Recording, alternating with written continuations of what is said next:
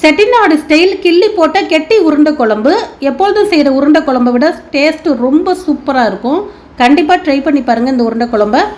இப்போ வாங்க எப்படி பண்ணலாங்கிறத பார்க்கலாம். தொடர்ந்து நம்ம சேனலை ஃபாலோ பண்ணி லைக் பண்ணுங்கள். இப்போது இந்த பருப்பை நான் ஒரு 2 மணி நேரத்துக்கு முன்னாடியே ஊற வச்சுட்டேன். 100 கிராம் அளவுக்கு துவரம் பருப்பு, 50 கிராம் அளவுக்கு கடலைப்பருப்பு, மொத்தம் 150 கிராம் அளவுக்கு பருப்பு சேர்த்து நல்லா 2-3 தடவை அலசிட்டு ஒரு 2 மணி நேரம் ஊற வச்சு எடுத்துக்கோங்க. இப்போ ஒரு மிக்ஸி ஜார் எடுத்துக்கிறேன்.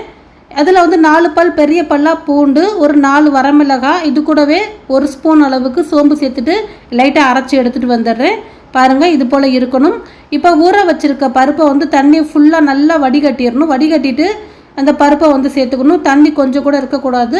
ஃபுல்லாக வடிகட்டிட்டு ஃபுல்லாக சேர்த்துக்கிறேன். சேர்த்துட்டு இதை ஒரு ரவை பதத்துக்கு அரைச்சி எடுத்துகிட்டு வந்துடணும். ரொம்பவும் குறகுறப்பாக இருக்கக்கூடாது, ரொம்பவும் நெய்ஸாக இருக்கக்கூடாது. பாருங்கள், இது போல் இருக்கணும்.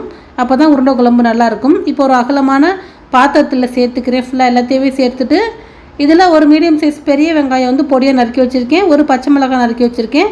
கொஞ்சமாக கருவேப்பிலை மல்லி பொடியாக நறுக்கி வச்சதை சேர்த்துக்கிறேன். நீங்கள் விரும்பினா ஒரு சின்ன பீஸ் இஞ்சி கூட இதில் சேர்த்துக்கலாம். இதுக்கு தேவையான அளவு உப்பு சேர்த்துக்கிறேன். சேர்த்துட்டு நல்லா மிக்ஸ் பண்ணிக்கிறேன். இது போல் நல்லா மிக்ஸ் பண்ணிவிட்டு இதை அப்படியே எடுத்து வச்சிடலாம். பாருங்கள், இந்த பதத்துக்கு இருக்கணும். அப்போ தான் உருட்டி போடுறதுக்கு நம்மளுக்கு சரியாக இருக்கும். உருட்டி போடலாம், கிள்ளி போடலாம், எப்படி வேணாலும் போட்டுக்கலாம். இது அப்படியே இருக்கட்டும். இப்போ புளி ஊற வச்சுருக்கேன். ஒரு லெமன் சைஸ் அளவுக்கு, ரொம்ப பெரிய லெமன் சைஸ் வேணால் சின்ன லெமன் சைஸ் அளவுக்கு ஊற வச்சா போதும். இதை கரைச்சி எடுத்துக்கலாம். இப்போ இந்த கரைச்ச புளி தண்ணியில் நம்ம வடிகட்டிக்கலாம். புளி தண்ணி வடிகட்டிட்டு இதில் ஒரு 2 டேபிள் ஸ்பூன் அளவுக்கு சாம்பார் பவுட்ரு நான் சேர்க்க போகிறேன். இந்த குழம்பு கொஞ்சம் டிஃப்ரெண்ட்டான டேஸ்ட் இருக்கிறதுக்கு காரணம் இந்த சாம்பார் பொடி தான். ரொம்ப டேஸ்ட்டாக இருந்துச்சு. நீங்கள் செய்து பாருங்கள். சாம்பார் பொடி எந்த பிராண்டு வேணாலும் சேர்த்துக்கலாம். வீட்டில் அரைச்சது இருந்தாலும் சேர்த்துக்கலாம். 2 டேபிள் ஸ்பூன் அளவு சேர்த்துக்கிறேன். சேர்த்துட்டு நல்லா மிக்ஸ் பண்ணி இதை தனியாக எடுத்து வச்சிடலாம். இப்போ ஒரு பாத்திரம், அகலமான பாத்திரம் வச்சுக்கிறேன். அதில் ஒரு 4 டேபிள் ஸ்பூன் எண்ணெய் சேர்த்துட்டு கொஞ்சமாக கடுகு உளுந்தம்பருப்பு சேர்த்துக்கிறேன். இது லைட்டாக வெடிச்சிட்டு இருக்கும்போது கொஞ்சமாக ஒரு 1/4 ஸ்பூன் அளவுக்கு வெந்தயம் சேர்த்துக்கலாம்.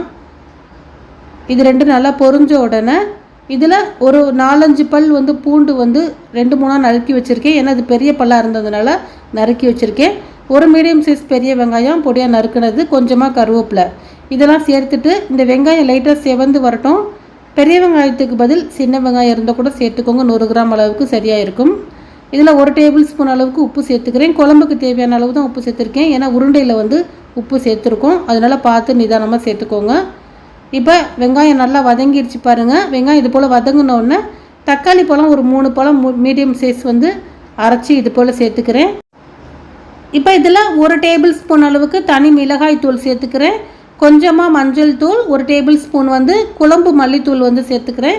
உங்கள் வீட்டில் என்ன மல்லித்தூள் இருக்கோ அதை யூஸ் பண்ணிக்கோங்க. நான் இதில் 2 டேபிள் ஸ்பூன் அளவுக்கு சாம்பார் பொடி சேர்த்ததுனால 1 டேபிள் ஸ்பூன் அளவு தான் காரத்துக்கு மிளகாய் தூள் சேர்த்துருக்கேன். ஏன்னா சாம்பார் பொடியிலே காரம் இருக்கும். அதனால் பார்த்து கரெக்டாக உங்களுக்கு தேவையான அளவு நீங்கள் காரம் சேர்த்துக்கோங்க. இப்போ இந்த மசாலாலாம் நல்லா எண்ணெய் பிரிஞ்சு வர அளவுக்கு வதக்கிக்கிறேன். ஒரு 2-3 நிமிஷம் வதக்கி கொடுத்துட்டு நம்ம ரெடி பண்ணி வச்சுருந்த இந்த புளிக்கரைசலை சேர்த்துக்கலாம். தேவையான அளவு தண்ணி சேர்த்துட்டு நல்லா மிக்ஸ் பண்ணிக்கோங்க. நல்லா தேவையான அளவு தண்ணி கொஞ்சம் சேர்த்துக்கோங்க. அப்போ அதை கொஞ்சம் தண்ணியாக இருந்தால் தான் உருண்டை உருட்டி போட்டவுடனே இந்த குழம்பு நல்லா திக்காயிரும். நம்ம வேக வச்சு போட போகிறதில்ல, வறுத்தும் போட போகிறதில்ல, பச்சையாக தான் சேர்க்க போகிறோம். ஒரு 10 நிமிஷம் மூடி வச்சு கொதிக்க வச்சுக்கிறேன். நல்லா கொதி வந்தோடனே உருண்டை நம்ம சேர்க்கணும். இதில் தேங்காயும் சேர்க்க தேவையில்லை. இப்போ ஒரு 10 நிமிஷம் கழித்து பார்க்குறேன். இந்த அளவுக்கு லைட்டாக தான் வத்தி இருக்குது. தண்ணியாக தான் இது போல் இருக்கணும். இப்போ உருண்டை போட்டோம்னா நம்மளுக்கு திக்காயிரும். சின்ன சின்னதாக கிள்ளி வேணாலும் சேர்த்துக்கலாம். உருண்டையை நீங்கள் உருட்டி வேணாலும் சேர்த்துக்கலாம். நான் சின்ன சின்னதாக இது போல் சேர்த்துக்கிறேன்.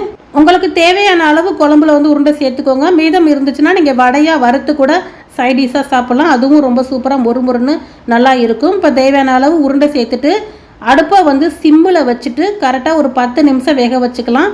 உருண்டெல்லாம் வெந்துருச்சுன்னா மேலாக நிற்கும். எடையை திறந்து பாருங்கள், அடி பிடிச்சிரும். அதனால் எடையை 1-2 தடவை திறந்து பார்த்துட்டு ஒரு ஸ்பூன் வச்சு திருப்பி கொடுத்துக்கோங்க. ரொம்ப சூப்பராக ஒரு 10 நிமிஷத்தில் எனக்கு ரெடி ஆயிடுச்சு. லாஸ்ட்டாக கொத்தமல்லியை தூவிட்டு ஸ்டவ்வை ஆஃப் பண்ணிக்கிறேன். அவ்வளோதாங்க. ரொம்ப சூப்பரான உருண்டை குழம்பு, செட்டிநாடு ஸ்டைல் கெட்டி உருண்டை குழம்பு ரெடி ஆயிடுச்சு. இதுக்கு தேங்காய் கூட ஊற்றலை பாருங்கள் எந்த அளவுக்கு திக்காக இருக்குன்னு. இதே போல் நீங்களும் செய்து பாருங்கள். உருண்டை வேக வைக்கும்போது எடையை திறந்து பார்த்துட்டு மிக்ஸ் பண்ணி லைட்டாக கொடுத்துக்கோங்க. அப்போ தான் அடிப்பிடிக்காமல் இருக்கும். வீடியோ பிடித்திருந்தால் லைக் பண்ணுங்கள். இந்த வீடியோ எல்லாத்துக்கும் ஷேர் பண்ணுங்கள், ஃபாலோ பண்ணுங்கள், லைக் பண்ணுங்கள்.